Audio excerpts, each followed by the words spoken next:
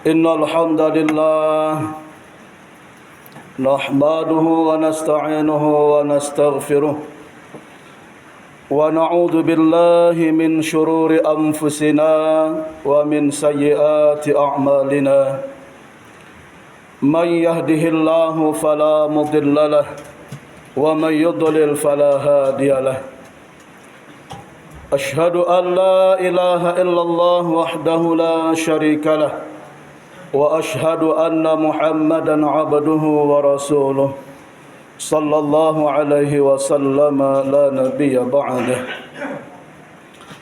اللهم فصل وسلم وبارك على هذا النبي الكريم سيدنا ومولانا محمد إمام المتقين سيد الغر المهجلين وعلى آله وصحبه أجمعين أما بعد فيا عباد الله إني أوصيكم وإياي ونفسي بتقوى الله وطاعته لعلكم ترحمون اسمعوا قوله تعالى في كتابه الكريم وهو أصدق القائلين أعوذ بالله من الشيطان الرجيم بسم الله الرحمن الرحيم يا أيها الناس اتقوا ربكم الذي خلقكم من نفس واحدة وخلق منها زوجها وبث منهما رجالا كثيرا ونساء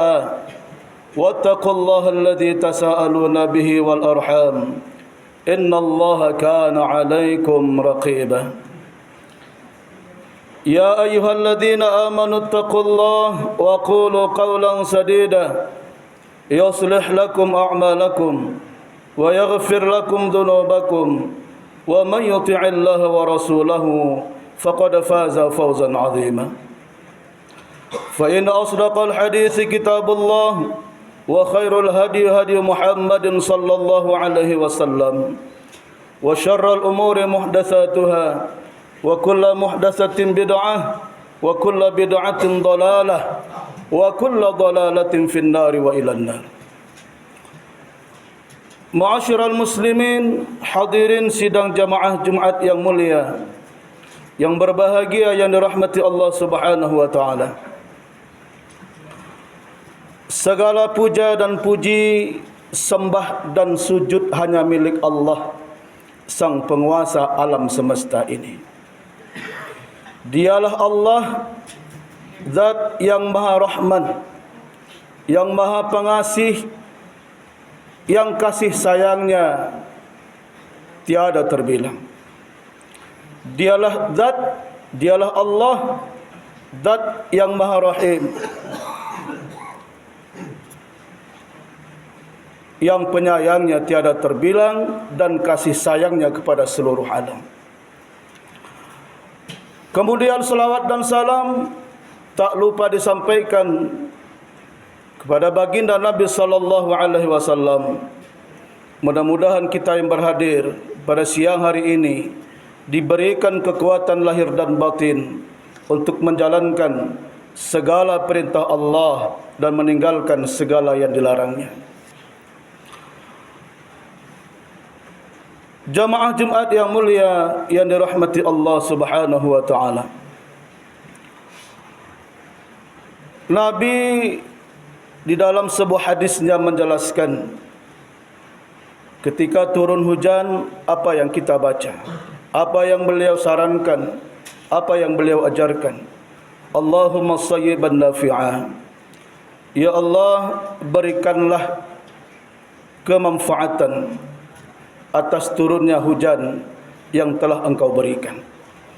Mudah-mudahan di siang hari ini, walaupun dalam situasi hujan turun, Allah masih menitipkan kepada kita kesehatan, keselamatan, dan yang penting adalah keimanan untuk tetap selalu berusaha dalam menjalankan kegiatan ibadah, terutama di hari Jumat yang penuh dengan keberkahan ini.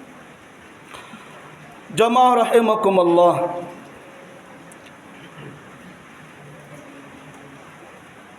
hari ini tanggal 22 Rajab, kita masih berada di penghujung bulan Rajab, maka salah satu yang utama adalah di saat bulan Rajab disebutkan oleh Allah Subhanahu wa taala sebagai bulan suci, salah satu empat dari bulan haram yang telah disucikan oleh Allah Subhanahu wa taala.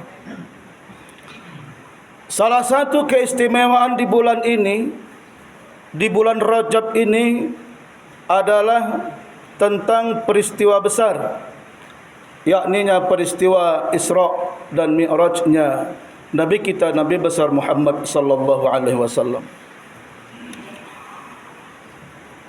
Diabadikan oleh Allah Subhanahu wa taala tentang peristiwa besar ini di dalam Al-Quran, surat yang ke-17, namanya surat Al-Isra. Ada juga nama lain daripada surat Al-Isra itu adalah surat Bani Israil. Surat yang terdiri dari 111 ayat. Kenapa dikatakan juga dengan nama Bani Israil? Karena 11 ayat di dalam surat ini banyak menceritakan kisah dan kejadian tentang Bani Israil. Jamaah Jumat yang mulia yang dirahmati Allah Subhanahu wa taala, inilah kenapa disebut di dalam bulan Rajab ini terdapat peristiwa besar, yakninya peristiwa Isra dan Mi'raj. Hanya untuk mengupas sedikit saja supaya kita mengingat kembali tentang kejadian besar ini, peristiwa besar ini yang terjadi sekitar 15 abad yang silam. Salah satu mukjizat yang terbesar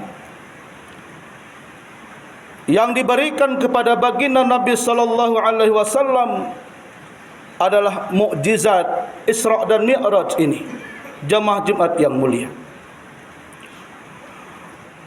Al-Qad'iyat di dalam satu kitabnya menyebutkan bahawa jikalau boleh di-ranking tentang mukjizat yang terjadi pada diri Nabi sallallahu alaihi wasallam, maka peristiwa besar Isra dan Mi'raj ini adalah ranking kedua mukjizatnya Nabi kita, Nabi besar Muhammad sallallahu alaihi wasallam, setelah mukjizat Al-Quran. Mukjizat Al-Quran tetap di urutan pertama rankingnya Nabi Muhammad sallallahu alaihi wasallam sebagai mukjizat terbesar beliau. Kenapa demikian? Karena Al-Quran yang diturunkan kepada baginda Nabi sallallahu alaihi wasallam tentunya memiliki efek yang sangat luar biasa kepada umat beliau dari dulu, dari zaman dulu hingga hari ini. Karenanya Al-Quran yang diturunkan kepada Nabi sallallahu alaihi wasallam memberikan hikmah, memberikan pelajaran, memberikan sugesti kepada manusia bahwasanya untuk mencapai suatu pedoman di dalam hidup ini harus tidak lepas daripada Al-Quran itu sendiri. Karenanya Al-Quran memiliki tempat yang luar biasa bagi umat Islam, bagi umatnya Nabi Muhammad SAW dalam hidup dan kehidupan ini. Sampai akhir zaman, Al-Quran tidak akan pernah lepas dan lekang daripada kehidupan manusia. Karena Al-Quran itu sendiri dijaga oleh Allah Subhanahu wa taala sebagaimana firman Allah Subhanahu wa taala, "Inna nahnu nazzalna dzikra wa inna lahu lahafizun." Sesungguhnya kamilah yang telah menurunkan Al-Quran itu dan kami pula lah yang menjaganya. Bagaimana dengan peristiwa agungnya kejadian Isra Mi'raj ini? Bagaimana pula hikmah besar yang bisa kita ambil, pelajaran yang bisa kita tanamkan di dalam kehidupan ini tentang peristiwa Isra dan Mi'raj itu? Kalau kita bisa merunut kembali tentang sejarah bagaimana peristiwa Isra dan Mi'rajnya Nabi Muhammad sallallahu alaihi wasallam yang terjadi sekitar 15 abad yang silam, dengan jarak yang begitu sangat jauh, ditempuh dengan waktu yang amat sangat pendek, hanya sepertiga malam saja. Menurut saintis, para ilmuwan, ini tidak mungkin terjadi pada manusia. Tidak mungkin di dalam waktu yang singkat dan manusia bisa melakukan perjalanan yang sangat jauh tersebut. Makanya Profesor Kiai Haji Bahauddin di dalam bukunya mengenai alam semesta ini, beliau mengatakan untuk menembus langit pertama saja, dan bulan bukanlah daripada langit pertama. Ini membutuhkan waktu 4 juta tahun lamanya untuk bisa menembus langit yang pertama. Bagaimana mungkin bisa sampai dengan langit yang ke-7, sampai pula ke Sidratil Muntaha? Tinggal kita kalikan saja berapa puluh juta tahun untuk bisa menembus yang namanya Sidratil Muntaha. Manusia biasa, dan ini di luar daripada nalar manusia. Dan inilah yang menjadi polemik sejak Nabi Muhammad sallallahu alaihi wasallam ketika selesai di Isra Mi'rajkan oleh Allah Subhanahu wa taala, banyak manusia yang gundah gulana. Banyak para sahabat yang tidak percaya tentang kejadian ini. Ada sahabat yang setengah-setengah imannya setelah mendengarkan tentang berita dan peristiwa yang dialami oleh baginda Nabi sallallahu alaihi wasallam, mereka menjadi kafir kembali. Ada yang sudah kafir lebih jahat lagi kepada baginda Nabi sallallahu alaihi wasallam. Dan sebahagian sahabatnya Nabi yang begitu dekat, yang begitu kental dengan ajaran agama, mereka mempercayai bahwasanya ini datangnya daripada baginda Nabi sallallahu alaihi wasallam, dan mereka mengatakan apapun yang keluar daripada mulut Nabi, apapun yang Nabi lakukan, apapun yang Nabi kerjakan, dan itulah yang harus kita terima sebagai umatnya Nabi Muhammad sallallahu alaihi wasallam untuk membenarkan tentang peristiwa agung itu. Mereka semakin dekat dan kental tentang beragama Islam ini. Inilah dari kalangan sahabat Abu Bakar As-Siddiq. Jamaah Jumat yang mulia yang dirahmati Allah Subhanahu wa taala. Seorang ulama besar yang bernama Syekh Mutawalli Asy-Sya'rawi dalam menjelaskan tentang ayat pertama daripada surat Al-Isra ini, apa kata beliau? Li'anna Isra wa Mi'raji sallallahu alaihi wasallam, kata beliau, sesungguhnya peristiwa Isra dan Mi'rajnya Nabi sallallahu alaihi wasallam ala qanunillah la ala qanunil bashar. Beliau menjelaskan tentang peristiwa Isra dan Mi'raj itu jangan bicara tentang kemauannya manusia, tentang kefikirannya manusia, tetapi terjadinya peristiwa Isra dan Mi'rajnya itu diukur daripada keimanan. Karena itu adalah kehendaknya Allah, la ala qanunil bashar, bukan atas kehendaknya manusia. Itulah kenapa Allah Subhanahu wa taala di awal daripada surah Al-Isra disebutkan oleh Allah dengan bahasa dan kalimat yang begitu terpuji. Diawali dengan kata subhanalladzi asra bi'abdihi lailam minal masjidil haram ilal masjidil aqsa. Jadi hikmah pertama yang bisa kita ambil, yang bisa kita petik dari pelajaran tentang peristiwa Isra dan Mi'raj ini, pertama adalah Allah Subhanahu wa taala dengan kemahakuasaannya, dengan kemahakekuatannya, dengan kemahasuciannya, Allah Subhanahu wa taala menunjukkan kepada manusia, kepada seluruh hambanya yang ada di atas permukaan bumi ini, bahwa apapun yang menjadi kehendak Allah, Apapun yang menjadi kehendak Allah di atas dunia ini, tidak ada yang tidak mungkin kalau Allah sudah mengatakan yang demikian. Innama amruhu idza arada syai'an ayyaqula lahu kun fayakun. Tidak ada yang tidak mungkin bagi Allah Subhanahu wa taala. Maka di awal pertama daripada surat Al-Isra diawali dengan kalimat yang berbunyi Maha suci Allah yang telah memperjalankan hambanya. Siapa hambanya? Adalah Nabi kita Muhammad sallallahu alaihi wasallam. Kapan itu? Pada sebahagian malam, pada suatu malam, dari Masjidil Haram ke Masjidil Aqsa, yang telah kami berkahi sekelilingnya, karena sesungguhnya Allah Subhanahu wa taala Maha mendengar, Maha melihat, lagi Maha mendengar. Jamaah Jumat yang mulia yang dirahmati Allah Subhanahu wa taala, Imam Al-Qurtubi menyebutkan bahawa menafsirkan ayat ini di surah Al-Isra ini, di awal surat Al-Isra ini, apa kata beliau?